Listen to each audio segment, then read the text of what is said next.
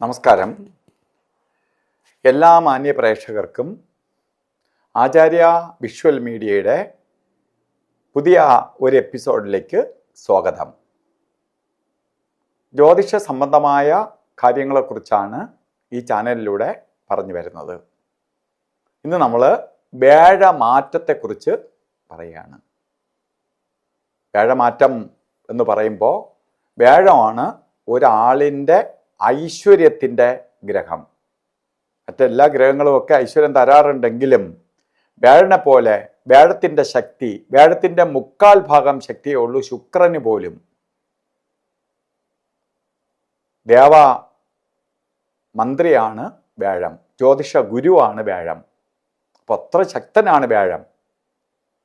ആ വ്യാഴം മാറ്റം സംഭവിക്കുകയാണ്. ഓരോ ഗ്രഹങ്ങൾക്ക് പകർച്ച വരുമെങ്കിലും വ്യാഴത്തിന് നമ്മൾ അത്രയും പ്രാധാന്യത്തോടു കൂടിയാണ് കാണുന്നത്. കാരണം ധനത്തിനാണ് ഏറ്റവും കൂടുതൽ പ്രാധാന്യം, ഐശ്വര്യത്തിനാണ് പ്രാധാന്യം. ആ വ്യാഴം ജൂൺ മാസം 2-ാം തീയതി രാവിലെ മിഥുനം രാശിയിൽ നിന്ന് കർക്കടക രാശിയിലേക്ക് പ്രവേശിക്കുകയാണ്. മിഥുനം രാശിയിൽ നിന്ന് കർക്കടകൻ രാശിയിലേക്ക് പ്രവേശിക്കുകയാണ്. കർക്കടകം രാശി വ്യാഴത്തിൻ്റെ ഉച്ചരാശിയാണ്. ഉച്ചരാശിയിലേക്ക് ഉച്ചത്തിൽ പോകുമ്പോൾ വ്യാഴന് അധികം പവറുണ്ട്.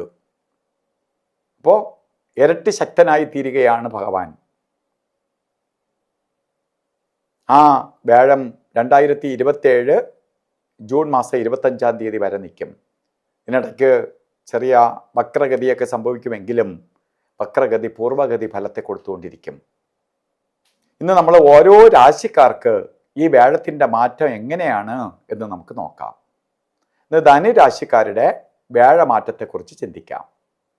ധനുരാശിക്കാർക്ക് വ്യാഴം അഷ്ടമരാശിയിലേക്ക് മാറുകയാണ്. അഷ്ടമം എന്ന് പറയുമ്പോൾ 8ലേക്ക് വ്യാഴം മാറുകയാണ്. 8 വ്യാഴത്തിന് അത്ര ഇഷ്ടസ്ഥാനമല്ല. ധനുരാശിക്കാർ മൂലം, പൂരാടം, ഉത്രാട നക്ഷത്രത്തിൻ്റെ ആദ്യത്തെ 15 നാഴിക. ഈ നക്ഷത്രത്തിൽ ജനിച്ചവർക്ക് അഷ്ടമത്തിലേക്ക് മാറുകയാണ്. അഷ്ടമം വ്യാഴത്തിനത്ര ഇഷ്ടസ്ഥാനമല്ല. കാരണം വ്യാഴത്തിൻ്റെ ഡയറക്റ്റ് പ്രകാശം ഒന്നും കിട്ടാത്ത സ്ഥലമാണ് 3, 6, 8, 12 ഭാവങ്ങൾ. 12 രാശികളിൽ 4 രാശികളാണ് ഇഷ്ടമില്ലാത്ത രാശികൾ വ്യാഴന്. അതിൽ അഷ്ടമരാശിയിൽ നിൽക്കുകയാണ്. അഷ്ടമം ആയുസ്ഥാനം, രോഗസ്ഥാനം, പലതരത്തിൽ അപകടസ്ഥാനം. അപ്പോൾ നമ്മൾ അപകടങ്ങൾ വരാം, രോഗായ ദുരിതങ്ങൾ വരാം, സാമ്പത്തിക നഷ്ടം വരാം, കാര്യതടസ്സം ഉണ്ടാവാം. ഇതൊക്കെ നമുക്ക് വരാൻ ഇടവരുന്ന സമയമാണ് അഷ്ടമത്തിൽ നിൽക്കുന്ന വ്യാഴത്തിൻ്റെ കാലഘട്ടം. അത് വളരെ സൂക്ഷിക്കണം. വ്യാഴത്തിനെ പ്രാർത്ഥിക്കണം. ഒരു വർഷക്കാലമേ ഉള്ളൂ. പക്ഷേ ഒരു വർഷക്കാലവും നമ്മൾ ശ്രദ്ധിച്ചു പോയാൽ, വ്യാഴനെ പ്രീതിപ്പെടുത്തി പോയാൽ ഇതൊക്കെ മാറ്റിയെടുക്കാൻ പറ്റും. എന്ത് ദോഷവും നമ്മൾ അറിയുന്ന എന്തിനാണ്? നമ്മൾ ചോദിക്കും, അയ്യോ ഇത് കേട്ടു, അയ്യോ എനിക്ക് ഒട്ടും കൊള്ളൂല എന്ന് പറയുമ്പോൾ ചിലർക്ക് ഭയങ്കര വിഷമം തോന്നും. ഒരു വേണമെങ്കിൽ ചാനൽ അത് മാറ്റിക്കളയും, മറ്റൊന്ന് കേൾക്കാൻ താല്പര്യം കാണിക്കില്ല. മറ്റു ചിലരാണെങ്കിൽ ഈ ഇതിൽ നെഗറ്റീവ് കമൻ്റ് ഇടും, ഈ പറഞ്ഞവനെ തന്നെ തെറി വിളിക്കും. കാരണം നമ്മളെ കഷ്ടകാലം ഇപ്പോൾ കഷ്ടകാലമാണല്ലോ. അപ്പോൾ കഷ്ടകാലം കൂടാൻ വേണ്ടിയിട്ടുള്ള വഴികൾ അവർ നോക്കും. അതല്ല നമുക്ക് ചെയ്യേണ്ടത്. എന്തിനാണ് ഇത് പറയണത്? നമുക്ക് കൊള്ളൂല എന്ന് പറയുമ്പോൾ അതിനെ ശ്രദ്ധിച്ച് അതിൻ്റെ ദോഷത്തെ മാറ്റുകയാണ് നമുക്ക് ചെയ്യേണ്ടത്. അതിനുവേണ്ടി വിഷ്ണു പ്രീതി വരുത്തണം.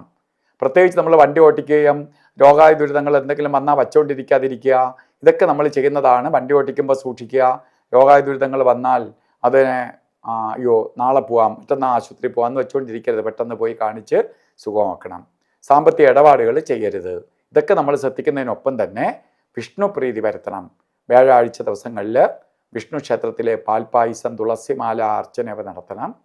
ഗുരുതുല്യരായിട്ടുള്ളവരെ പ്രാർത്ഥിക്കണം.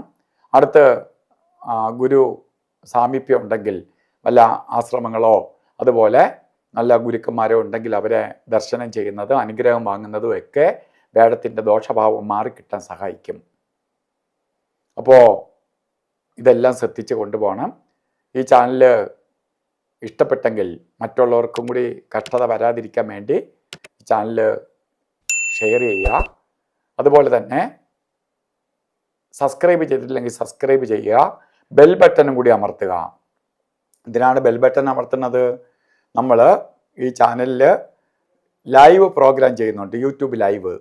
കാരണം നിങ്ങളുടെ ഇത് ഞാൻ കോമൺ ആയിട്ട് പറഞ്ഞെങ്കിലും നമുക്ക് നല്ല ഗ്രഹങ്ങൾ നല്ല സമയമൊക്കെ നിൽക്കുകയാണെങ്കിൽ ഇതൊന്നും കിട്ടാതെ പോവും. അതുകൊണ്ട് അതിനെ വിളിച്ച് ചോദിച്ച് 1 മണിക്കൂറോളം നമ്മൾ ലൈവ് പ്രോഗ്രാം ഇങ്ങനെ ഇടയ്ക്കിടയ്ക്ക് ചെയ്യുന്നുണ്ട്. അത് നിങ്ങൾ അറിയണമെങ്കിൽ, നോട്ടിഫിക്കേഷൻ കിട്ടണമെങ്കിൽ ബെൽ ബട്ടൺ കൂടി അമർത്തുക. എല്ലാ ധനുരാശിക്കാർക്കും കഷ്ടതയെല്ലാം മാറി ഒരു അപകടവും വരാതെ ഐശ്വര്യത്തോടു കൂടി പോകാൻ മഹാഗുരുവിനോട് പ്രാർത്ഥിച്ചുകൊണ്ട് നിർത്തുന്നു. നന്ദി, നമസ്കാരം.